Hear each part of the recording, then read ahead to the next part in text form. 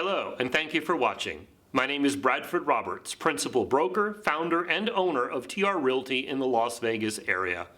After watching this video, please be sure to like it as well as subscribe to our YouTube channel. Download the pertinent handouts for this video by clicking the link in the comments below. Now let's get started. This video is entitled Class 3 Buyer Excellence, and this segment is entitled FSBOs. FSBO, of course, stands for sale by owner. A FSBO is a situation where the seller does not wish to be represented by a real estate professional. He wishes to represent himself. So a little bit of history on FSBOs, because if we go back in time to when the internet was becoming ubiquitous, so for most of us that was probably the mid to late 1990s, there was a lot of speculation that because of the internet, real estate agents were going to be cut out more and more. The percentage of FSBOs was predicted to skyrocket. And there was a lot of concern in our industry that as FSBOs increased and people saw a diminishing value in our services, that it was going to be harder and harder for us to get a listing. Let's talk about what actually happened. Because in the Southern Nevada market, the peak for FSBOs, in other words, the year when more residential properties sold for sale by owner than any other year in recorded history, was 1981.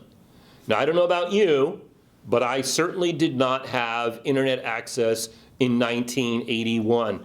And in 1981, when I mentioned that we peaked, 21% of residential properties in Southern Nevada sold for sale by owner. That has plummeted. Where we are in 2019, the last year I have data, is that 8% of residential properties went for sale by owner. So think about that for a second. 21% before the internet. Today, when everyone has the internet in the palm of their hand, it's plummeted down to 8%. Well, why is that? We have websites like Craigslist, we have forsalebywowner.com, we have all kinds of places where people can go. They can put pictures, they can put an ad for their house, all kinds of websites where people can download forms like purchase and sale agreements. What's happened? Why has the percentage of FSBOs continued to drop? It's because of the complexity of a real estate transaction today.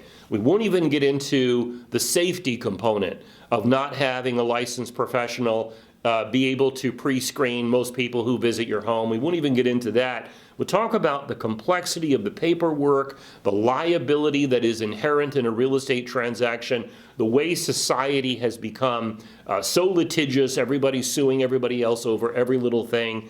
So I think it's just kind of interesting that despite all the easy and mostly free tools that property owners have at their disposal, they're actually hiring real estate agents at a rate that is higher than ever before. A couple of statistics I want to share with you on FSBOs, keeping in mind that when you go out and talk to a customer, some of them might tell you, some of them might not tell you, but some of them are probably considering for sale by owner. They might be trying to pick your brain on value or strategies or marketing or that sort of thing, and then they'll turn around, not hire you, and try to do for sale by owner. One of the great statistics that I like to have at my fingertips is the fact that in the Southern Nevada market, a property that sells FSBO sells on average for 20% less than if they hire a real estate agent to sell their property. Now, a lot of people are thinking, hey, I'm going to save 6% commission. I'm going to try to sell this property by myself. Yeah, you can probably save the 6% commission, and you can probably lose 20% of the value. So that seems like a case of stepping over dollars to pick up pennies, in my opinion. Another interesting statistic is that in Southern Nevada, the average FSBO sits on the market about 19 days longer than an agent-assisted sale. And while 19 days might not seem that long, you have to think of the carrying costs of the property: mortgage, interest, association fees, taxes, insurance, utilities, landscaping, maintenance, all those kinds of things. So there's a cost in letting the property sit longer on the market as well. And when it comes to a FSBO situation, if you're a real estate professional and you're out in the field and you see a FSBO that maybe your buyer might be interested in, you should approach the seller, ask the seller if they recognize real estate professionals. Recognize, it means pay, by the way. Some of them say no, some of them say yes. If you've got a buyer brokerage agreement with your client, you have absolutely nothing to worry about. If you don't have a BBA in place, you should probably show the property anyway. Interesting numbers to keep in mind. National Association of Realtors says you will sell one house for every 8 prospective buyers you come in contact with.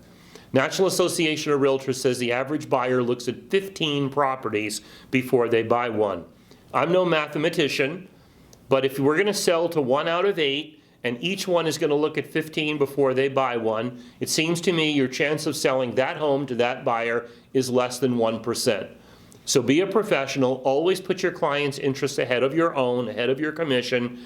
If there's a FSBO and the seller is not willing to pay, go ahead and show that property anyway, keeping in mind the chance of the buyer buying it is very, very small. And if that seller says, yes, I will recognize a real estate professional if you bring me a ready, willing, and able buyer, the document that we want to use to memorialize his promise of commission is that referral fee agreement that I covered in my Class 1 video series. I would like to thank you for watching this video. I hope it was informative for you. If you are licensed with another brokerage in Southern Nevada and would like to talk with me, please text me or visit our website. See you next time.